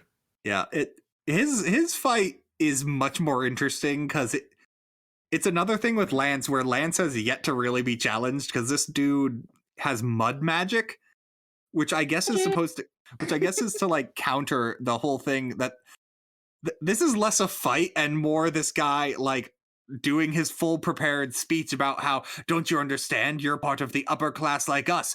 Don't you understand that the people you are around taint you? If you live with wolves, you are wolves. But if you live with sheep, you are sheep. And sheep hunt wolves. Wait, no, that's not what happens. Wolves hunt sheep. Wait, so yeah, like you're going to join the villains, aren't you? Because we're strong.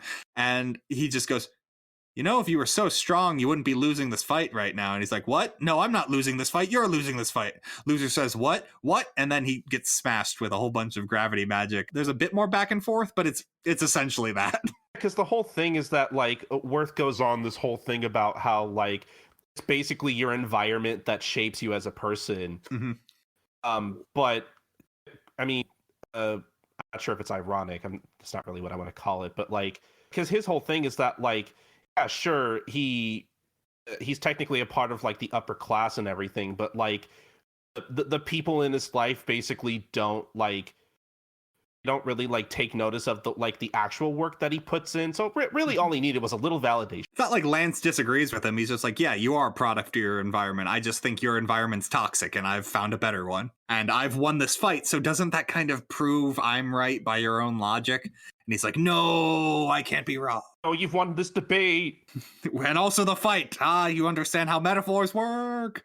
It's weird because I think Mash's fight is actually the longest and kind of in the middle of all these.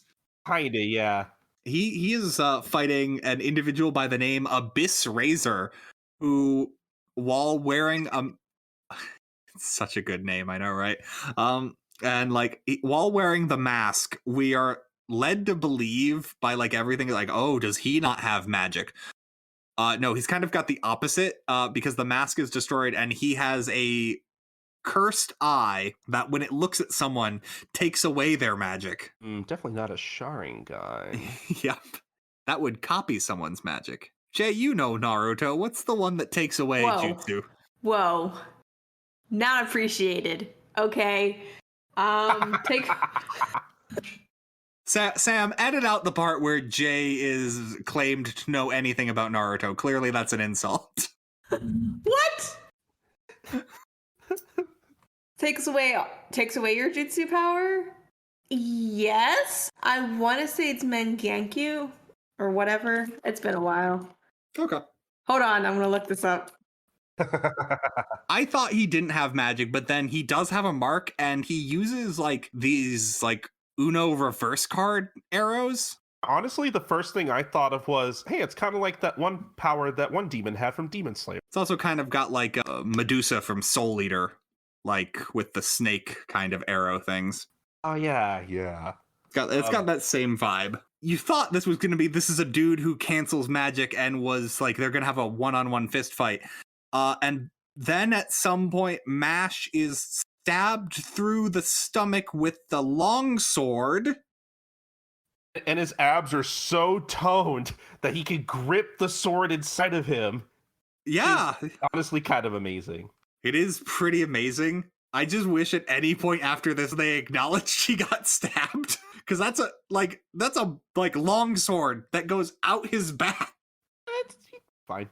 He's fine. He runs into someone with a magic healing hanky.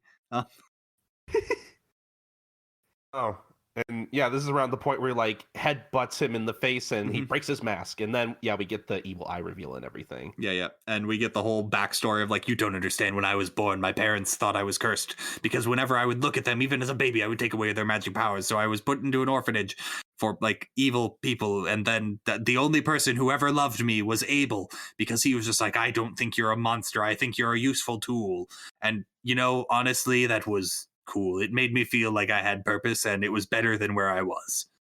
And I'm like, look, my literal parents tried to kill me. Like, I can't be any edgier than that. Yeah, I am moving from people who actively tried to kill me to someone using me as a puppet. It's a step up.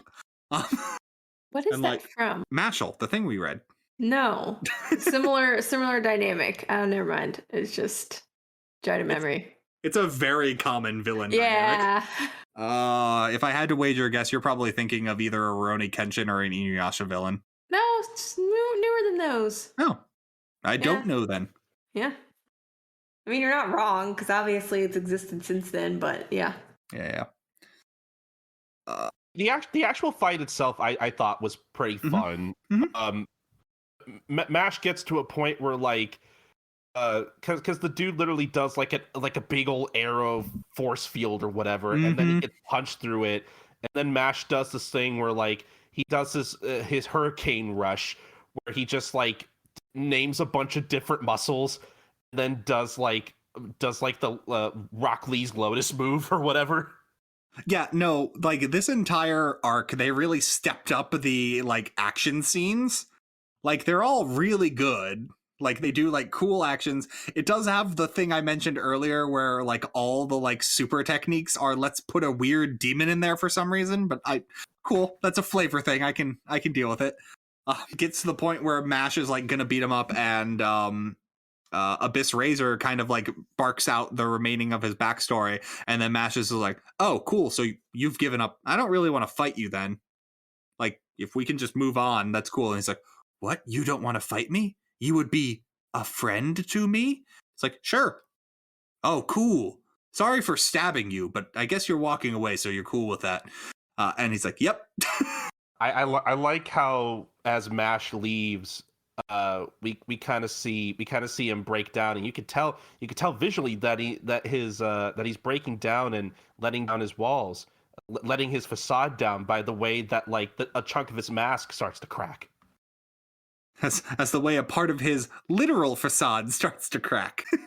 Again, simple stuff, but I dig it. Yeah.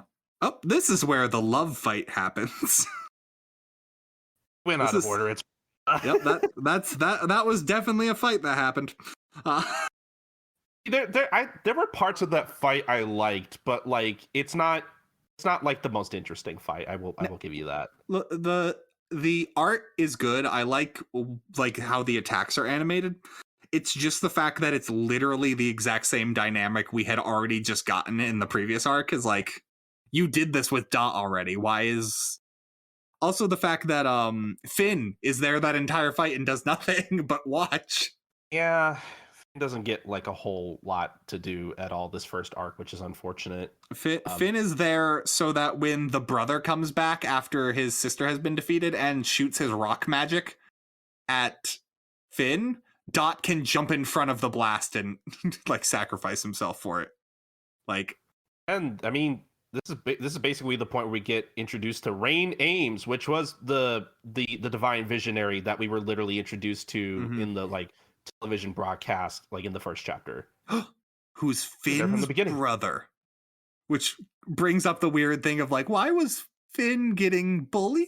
Like, I feel like it's one of those things where like he's probably the black sheep of his family. I mean, that probably makes sense. Like, he's probably not as magically inclined as like his brother is, so like his family probably doesn't care about him at all. Yeah, that makes sense. I forget if like currently we've gotten any more backstory on Finn, but I have to imagine that's probably what it's going to end up being. They've got to do something with him, because in the reading he is barely more than like, even as far as like do nothing like shonen tag-ons go, he's real low tier. Like he is almost like sidekick in a cooking manga level. I didn't know you could make food like that. That's so good. Like, that's essentially what he does. Yeah, he's kind of like, so far he's kind of like if Shinpachi from Gintama were like less interesting and less funny. Yeah. Which probably sounds really harsh, because I don't really like dislike Finn. I just not really like my favorite character, let's just say. Yeah, like it's just when he's a drywall character, like there's nothing wrong with it. It's just he's noticeably like got nothing going on. Yeah, he serves a purpose. Yep. But basically when Rain leaves, like he ends up running into I almost said Saitama. He runs into Mash. I mean, you're not wrong, but crossover episode I would love to see. Has to happen. I think Saitama would win instantly. Well, he has to. It's in the manual. I'm just okay. And we get this whole thing where like Rain notices his like threatening aura while Mash is like eating a cream puff, and he's basically suspicious of him, and he uses his little spider thing to like judge his magic, throwing a bunch of big swords at him. Yeah, because he has sword magic, and it's just constantly summoning blades and everything. And like the spider keeps reading like he has no magic. That doesn't make any sense. If I say that, everyone's gonna make fun of me. He has no magic. That can't be it. He's got super weird power. I don't know.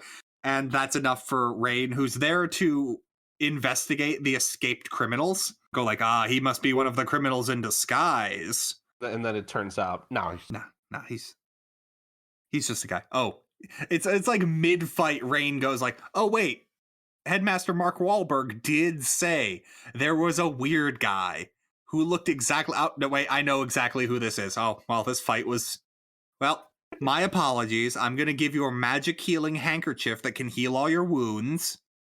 So that like sword wound through your stomach. and then Mash is just like, do you like bunny rabbits? Because it's the like most bunny rabbit handkerchief ever. And then Rain kind of like looks at him like anything. It's another one of those great. Say anything. Have you seen this handkerchief? It's literally another one of those moments where like they have like where two characters have like a weird awkward silence, and then the other character's just like, gonna move on from that. I hate the situation we're in right now. Oh, but anyway, Mash is all healed up and needs to go take out Abel again for the rematch.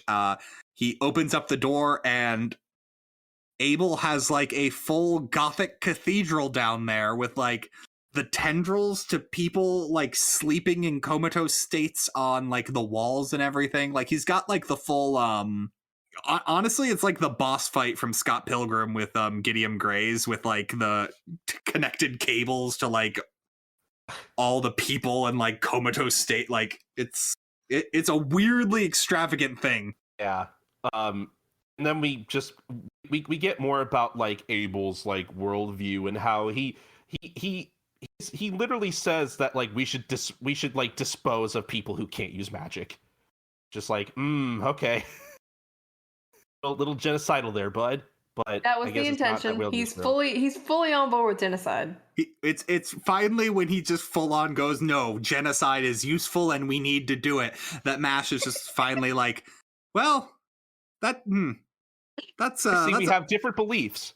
that's a hard stance. I don't think we're gonna be able to be friends, so that's unfortunate. I guess I'm gonna fight you now. Like, Oh boy. I mean, he has his own processing process, and that was it. Can't be friends. So, okay, I guess where do we go from here? Guess I gotta fight you. Time to fight all your like metal puppet dummies. And I do love the bit where like he takes one of the heads of them, I think, sticks his fingers into it, and then just bowls them all like they're all bowling pins. mm-hmm. My favorite part about that is Love managed to escape her fight and walks in on this going like, well, I'm just gonna go hang out with Abel because he'll keep me safe. Walks in and just narrates, wait, what is he doing with that? Wait, no, he got a strike. Like, And yeah, I mean, there's a lot of back and forth here with like, you know, Abel kind of throwing whatever powers he has against Mash, and you know, Mash not totally like no selling it, like really actually has to like kind of sort of figure out how to get how to like kind of counter them or whatever. I really like the bit where like he sends his like creepy, like clown looking marionette puppets after him, and I really love that 2-page spread of them being like thrown back at him. Like there's a lot of really interesting like shots where like certain things, depending on where they're positioned, are like more out of focused or something, like it's being shot via like a camera. Like really interesting details in the art like that I really appreciate. Like, there's actually like real good like posing on the panels, like for a gag manga occasionally you'll just get like a full like let's turn the camera slightly, and you're like, you didn't need to do that. You could have just kept Mash on model. You didn't need to like let's do a 3/4 view of him. Like you could have not done this, but you did, and it looks better for it. Like this is kind of I mean, if it hasn't already, like this is the point where Mash just kind of becomes a full-on action battle manga, and honestly it's pretty good. Yeah, as far as that kind of stuff goes. It's got like the cool powers and everything. I think it loses something by like not building up to the cool powers. You're instantly just thrown into like, this is my ultimate form, like, and that kind of like makes them feel a little less, but like they look really cool on the page, so that's half the battle right there. You do just kind of get into the whole like, oh, some wizards and people like magic users have like even more powerful second versions of spells that they can use. Because that's cool. Yeah, and it's like it's about at this point, probably actually it was a little bit before in the last fights where I was reading, and I kind of at this point felt like, did I like pick up a completely different manga like midway through? Because like that's the level of like battle manga I felt like I was in the middle of. Like it just suddenly shifted like to halfway through a shonen kind of thing. Like there was no learning the powers moment. It's instantly just everyone throwing like mid-level stuff at each other, and I'm like, cool. It's just a very like sharp tonal shift. Yeah, that's fair. I can see why like it would feel a little jarring, and I guess that's kind of what I kind of mentioned earlier was like it's hard to tell whether this was like the intent all along or whether this was like Mashle is good, but like we could pull even more readers in if this was more action heavy to make sure this doesn't get canceled in the magazine after like 17 chapters or whatever. That's always my concern when I see like a sudden tonal shift. I'm like, did someone have a bad meeting with their editor?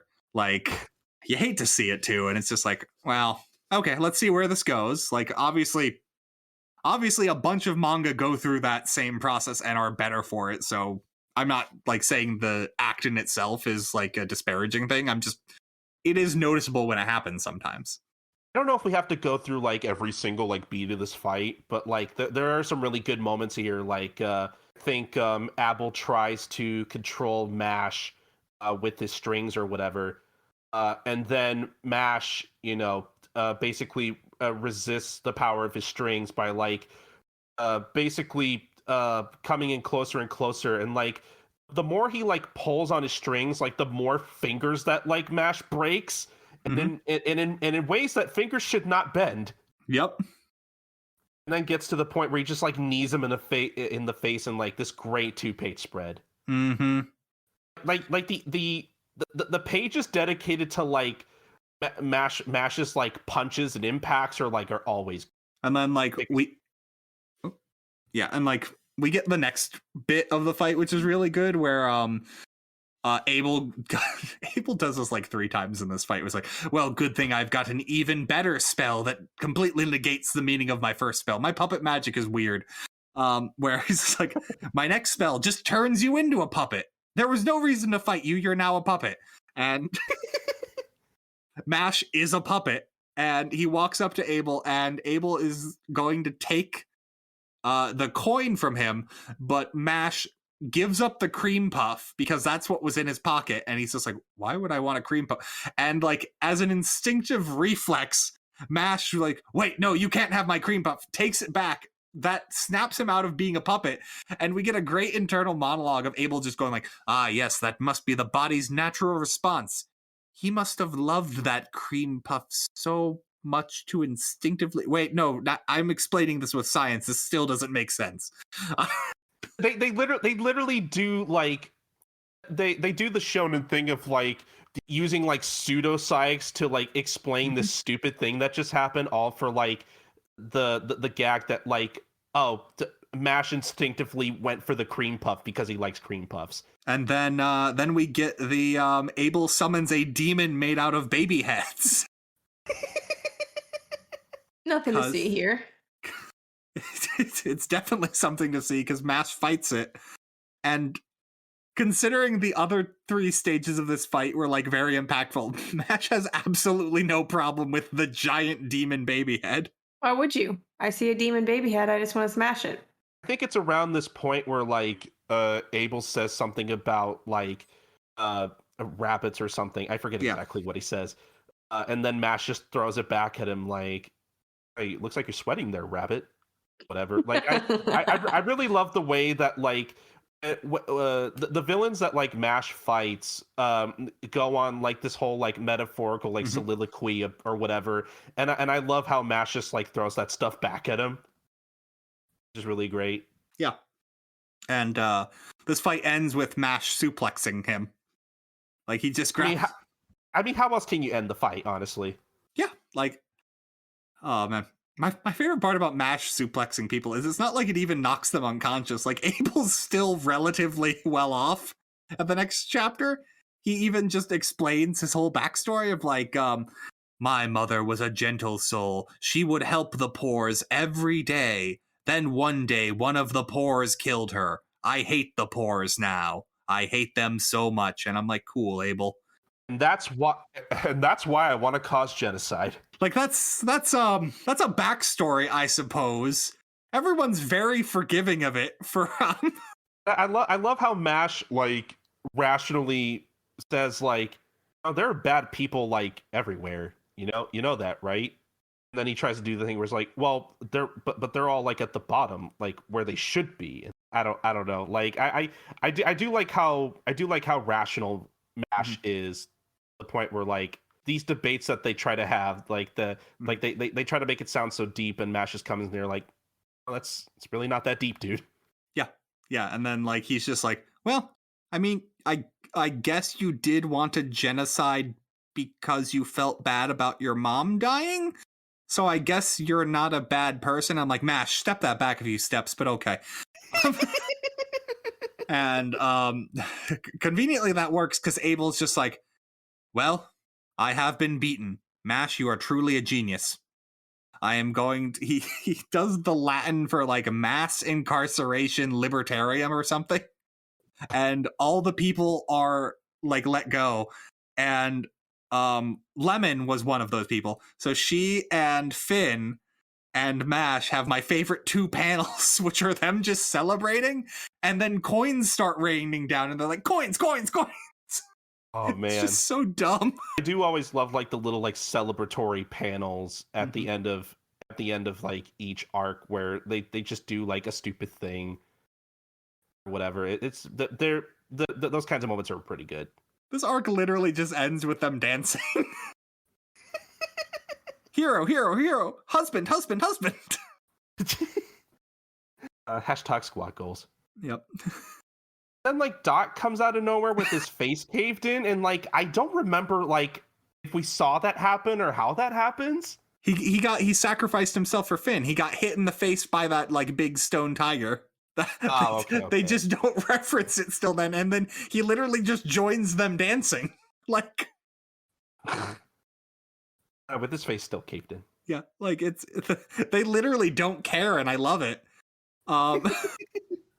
And then we get the ending scene of why Rain was here at all. Was he found one of the people. I don't recognize him, but he was disguised as someone, and he was disguised as Lance. Oh, gotcha. Rain basically saw through his disguise. I feel bad. I think this is supposed to be Innocent Zero, or at least one of his henchmen. Rain calls him Innocent Zero. Oh, no. He says Innocent Zero, but then says a dark magic organization. So I guess he's explaining the organization, the criminal he's talking. It's a weird exposition line. You can tell we definitely read this ahead of time. Yeah. No, I am first to say I read the Magia Lupus arc, but holy crap, do a lot of different fights happen over a short amount of time. We basically get to a point where like in the middle of celebrating, Mash leaves to go get snacks, and then the Innocent Zero guy comes in to basically get rid of Abel for doing a bad job and basically failing so hard. Then Mash comes back in with like a bunch of cream puffs. The Innocent Zero guy's just like, is that what I think it is? No, I guess that's what I'm looking for. Okay, I'm getting this pain in my head for some reason. Must be the thing I'm looking for, but I just can't believe it. Like he's in real disbelief that like the thing that they're looking for like could be Mash, because Mash is so like unassuming and dumb looking essentially. And then we get to a point where like Abyss Razor sacrifices himself so that Abel doesn't die, gets stabbed with like, because this Innocent Zero guy has like the full on like crown of barbed wire and has like barbed wire magic. So he stabs him up. Mash fights him for a bit. There's a bit where like I think Mash breaks the ground and like tries to kick a rock at him, and then the guy licks the rock, and Mash is like, why'd you lick a rock? Okay, whatever. Like he's just being creepy. But like it finally culminates with Mash is like, well, this guy's really strong. I'm not going to be able to take him out. But then Abel's just like, well, I'll summon my big creepy baby demon. And then the Innocent Zero guy is just like, well, you're still a kid. Like, come on, that's the best you can do, but that's not even gonna like phase me. He's like, but this was just a distraction. And he's like, what? And then Mash jumps out of the baby's mouth and says hi and decks the guy unconscious. It hits him so hard that like he like breaks through his epidermis, and like a layer of his Not face the epidermis. Oh, and then they pull out the spellflexion mirror. Oh my god, yeah, I forgot the spellflexion mirror, where they make this whole big thing about like that's the ultimate weapon. It deflects all magic. You can't do it. And then Mash just runs up and kicks the guy, breaks the mirror, and then every side character at once comes to a crushing realization of like, wait a second. Oh no, Mash doesn't have magic. He's just super weird. I like how everybody's like, it's like a fantasy story or something. Dude's name is Cell War. Yep. That's right. I would have never remembered that. You would think we would remember that, because that's such a like dumb, really edgy name. Yeah, but you also kind of can't help but love it at the same time. It's also on the outline. I probably should have read that. You mean the outline that you made? The outline I made, you're right. Look, I'm just, dear audience at home, I'm just gonna let you know, like, in this thing alone, there is 1, 2, 3, 4, 5, 6, 7, 8, 9, 10. There are 10 separate fights in this arc. Oh boy. Cellwar got what they wanted. I guess the person they're looking for is Mash for whatever reason. Summons a bunch of big, creepy, long, black fingers. Come in and take them away to transport them back to probably their secret lair or something. Then Cellwar is all like, "Oh, we'll be seeing each other again soon." And then Mash is like, "Good, leave." Good. Good. I don't Didn't like want your you face anywhere anyway. And Why then, didn't you do that sooner? Yeah, and then all the side characters just like, well, we got to keep Mash's secret that he doesn't have magic, because if that got out, that'd be really bad. What about that guy who totally saw and is running out the door to tell everybody? Oh no! And the next chapter is literally just, it has gotten around to all of school that Mash can't use magic at all at this magic academy. And people are trying to bully him about it because they're idiots, I guess, and did not see everything he can do without magic.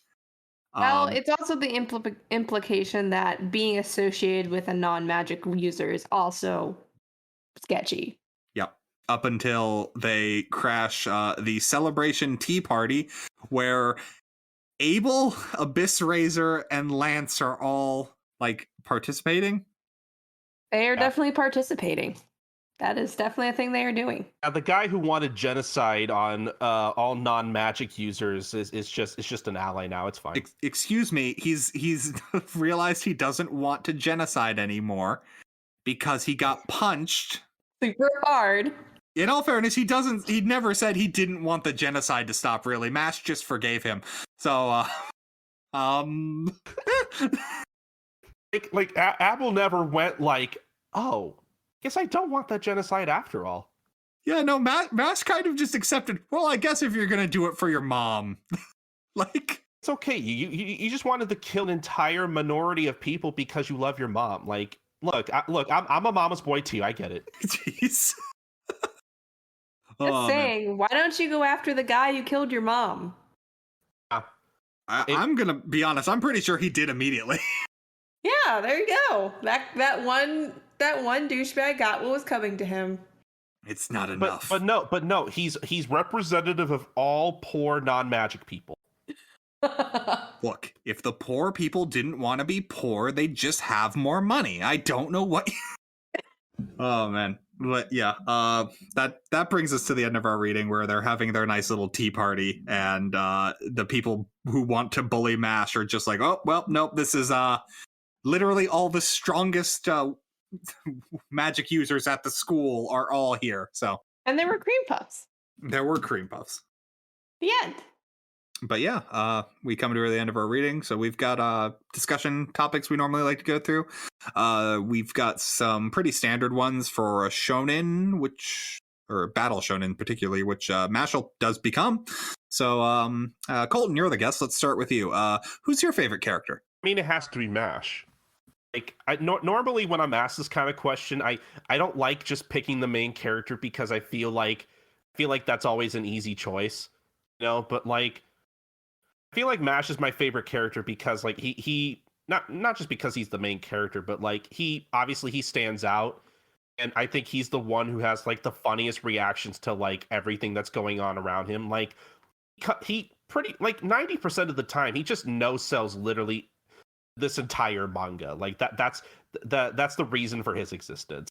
Jay, who is your favorite character? I would have to second that assertion, just because, well, I have to say it, in full honesty, it took me a while to really get on board for Mash's personality, his deadpan, dead-headedness, but there were just so many good panels of his reactions, and then he started to, really kind of throw back some of their conjectures back in their face, and basically, tell them like that what you're trying to achieve does not make any sense and will not be fulfilling. I mean, he does try to, and at times convince them that sounds really dumb. I don't know why you think you'd receive any satisfaction from that, but yeah, he kind of grew on me. I mean, in all fairness, I feel like it's easy to say Mash is our favorite character just because, like, I don't know, not that I like dislike the other characters, but like I mean, at this point anyway, I don't really feel like none of them are really as strong as Mash, or at least I don't really like any of them as much as I like him personally. All the other characters at this point are literally there to be straight men for. Well, it's kind of different actually. Mash is the straight man to all of them, but he's also the one doing like the weird antics. So like they're reacting to him, and like they're really just like not side characters. They're props essentially for his comedy. I mean, again, another going back to Gintama, like I feel like this is something that Gintama learned early on as well, where it's like could have Shinpachi be the straight man character, but it's also kind of fun and interesting to have like these different pairs of characters that like react to each other. Like there's literally a point early on in Gintama where like Shinpachi leaves to go do something else, and Gin's like, hey, well, I guess I have to be the straight man now. Like I feel like that's Srirachi at instinctively letting the audience know like maybe we should change up the character dynamics a little bit. Like I feel like the same thing's kind of going on here, where it's like, Mash obviously is like a really weird character, but like, he's dense, but like he's also like aware of his surroundings enough to admit like, oh, that thing that happened was kind of weird. Like, why'd you do that? Like literally what we were talking about earlier, where it's like, whenever Cell War, the Innocent Zero guy, does like really creepy stuff that you expect like over the top villains to do, and Mash is just here kind of like, dude, what are you doing? That's weird. Like again, I like that Mash's whole point is to just like be a straight man to the entire manga, basically. Yeah. And then Matt here. I mean, how can I not pick Mash? Mash is the obvious one. Like everyone else is side characters, but just to eternal contrarian I am. Let's go with Dot Barrett. Mostly. You're wrong. Okay. You're wrong. Excuse me. Does Mash have a wand that has a spiked collar at the end, and all of his spell attacks? He doesn't need one. He's not an edgelord. Here's the thing. I would say Abyss Razor is the edgelord. Like his name is literally Abyss Razor. Yeah. Like Dot Barrett is more like that one friend you had in high school who was a little too into like guns and ammo. Like you don't understand. Girls don't like me because they think I'm weird. Well, maybe if you showered, Dot. No.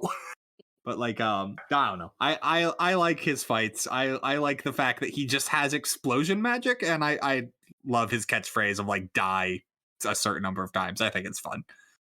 In all fairness, if I had to pick like another character, he's probably my second favorite at this point. Like he, out of all of like the secondary characters, I probably like him the most.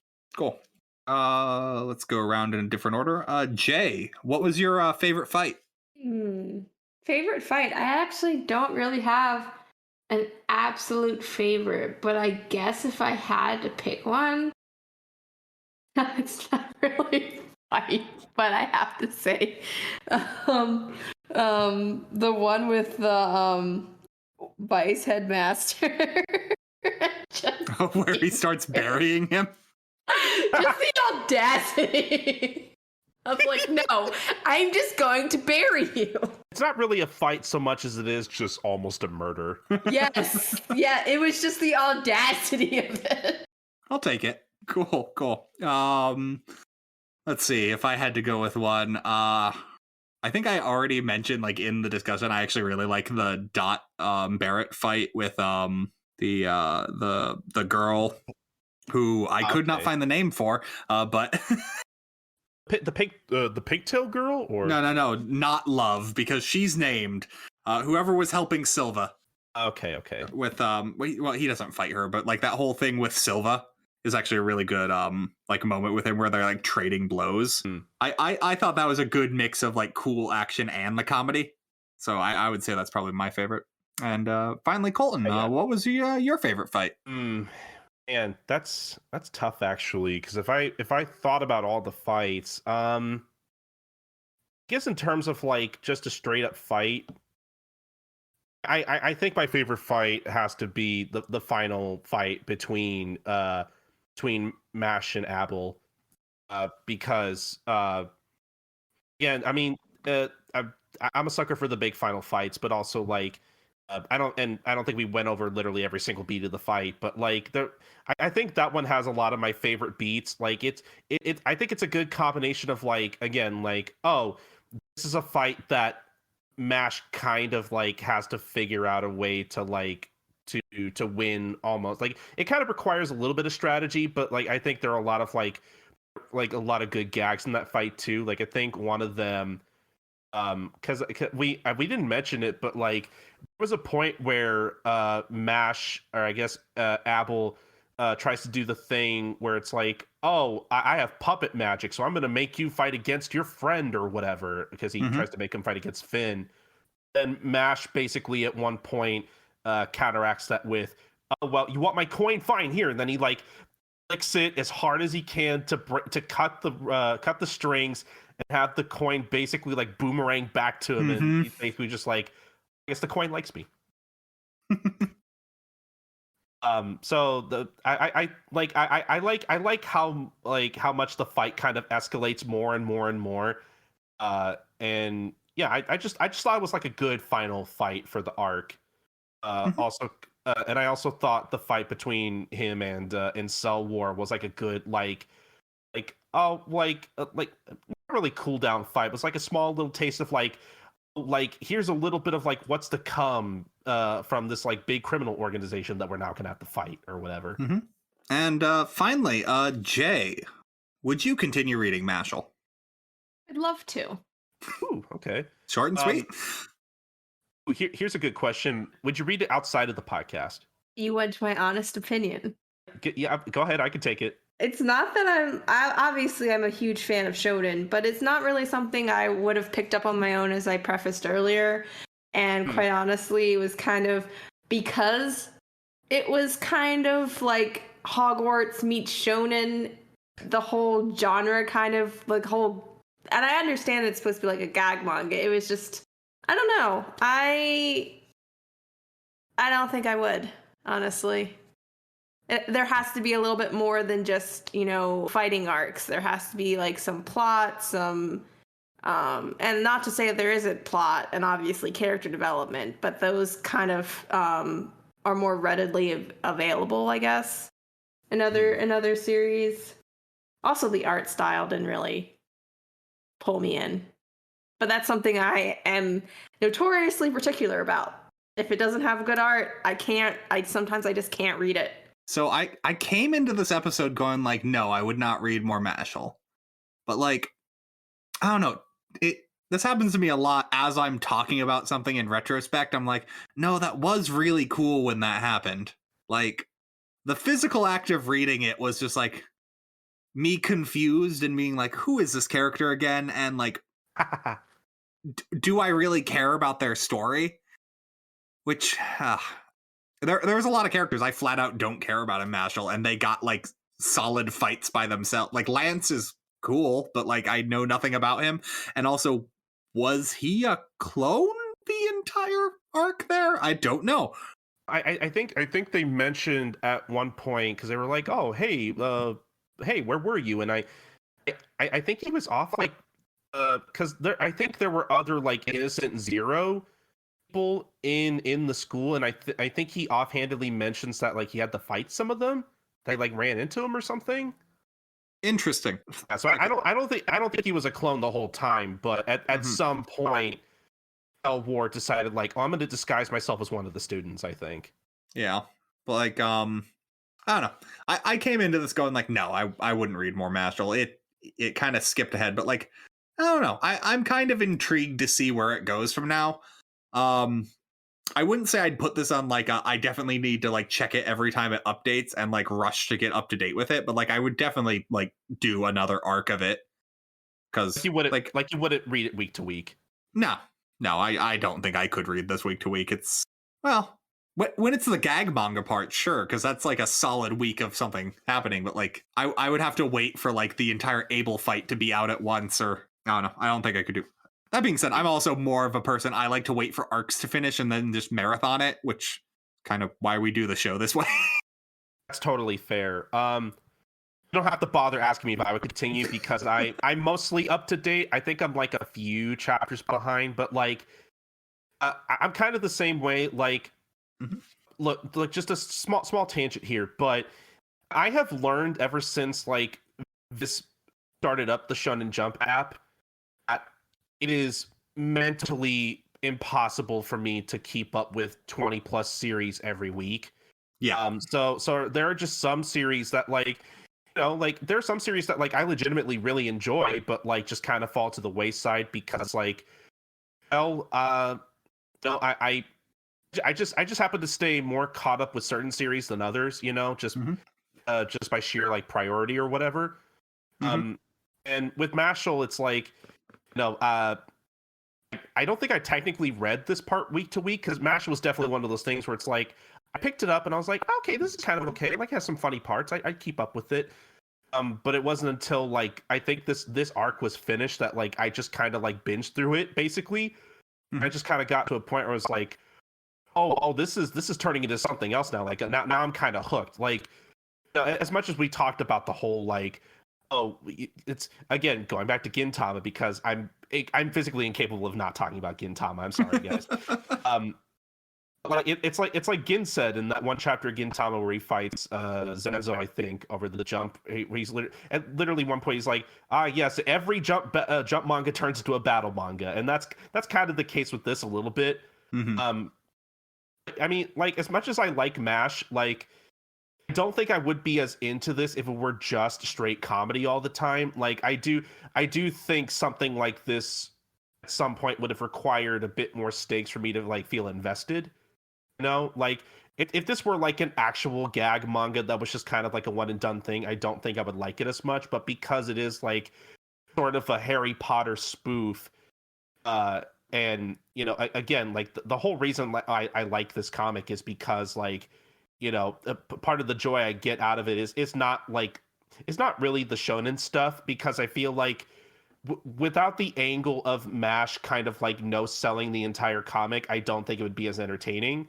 Like without that element, I feel like it would be a little too straightforward for me. Like I don't think it would be like as interesting, Yeah, I think it is its sense of humor that like coupled with the shonen qualities of it, I think that keep me coming back to it. So, I mean, I don't know. Like personally, I can totally understand like not wanting to read this week to week because it's like, well, you only get so much out of a chapter of Mashle every week, especially if they're in the middle of like a big fight. But like, I think reading through whole arcs, I think is probably the way to go for some people, and that's to say like that's just kind of how I end up reading it, honestly. Even though I would like to keep up with it week to week because I like it that much, but just kind of end up reading big chunks of it anyway, so it works out. Well, that kind of brings us to the end here. So thanks for coming on, Colton. Where can folks hear more from you if they want to? Well, luckily for them, I have multiple different podcasts they can listen to me on. So, I mean, I've talked about Gintama a lot because I can't help myself. And if you want to hear me talk more about Gintama, you should listen to Just a Gintama Podcast. You can follow us on Twitter at Gintama Podcast.